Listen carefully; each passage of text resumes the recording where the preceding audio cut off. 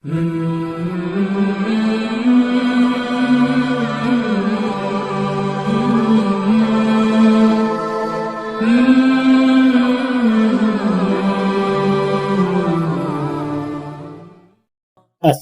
علیکم۔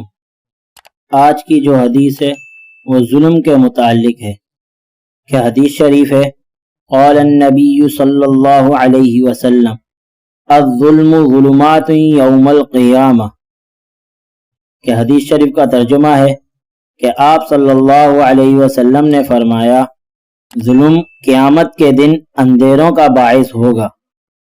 تو اس حدیث شریف کے اندر یہ بتایا گیا کہ جو لوگ ظلم کرتے ہیں وہ قیامت کے دن تکلیف کے اندر ہوں گے، جو ظالم لوگ ہوں گے وہ قیامت کے دن سختیوں کے اندر ہوں گے۔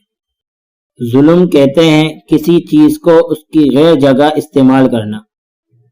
مثال کے طور پر انسان کی تخلیق کا مقصد ہے اللہ کی عبادت و اطاعت کرنا اور نیک راستے پر چلنا۔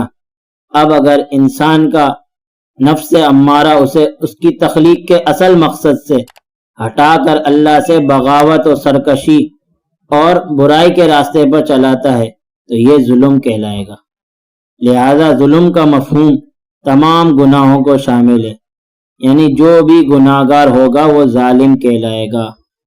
ظلم کی قباحت کی ایک وجہ یہ بھی ہے کہ اس سے انسانی زندگی مسخ ہو کر رہ جاتی ہے اور معاشرہ تباہ ہو جاتا ہے۔ اسلام چاہتا ہے کہ انسانوں کی آپس میں ہمدردی اور بھائی چارگی ہو، مگر ظلم سے یہ سب ختم ہو کر رہ جاتا ہے۔ معاشرہ بالکل آتش گدا کا منظر پیش کرنے لگتا ہے۔ تو پتہ چلا جس طرح عمل صالح نور کا سبب ہے، اسی طرح ظلم قیامت کے دن اندھیروں اور تاریکیوں کا سبب ہوگا۔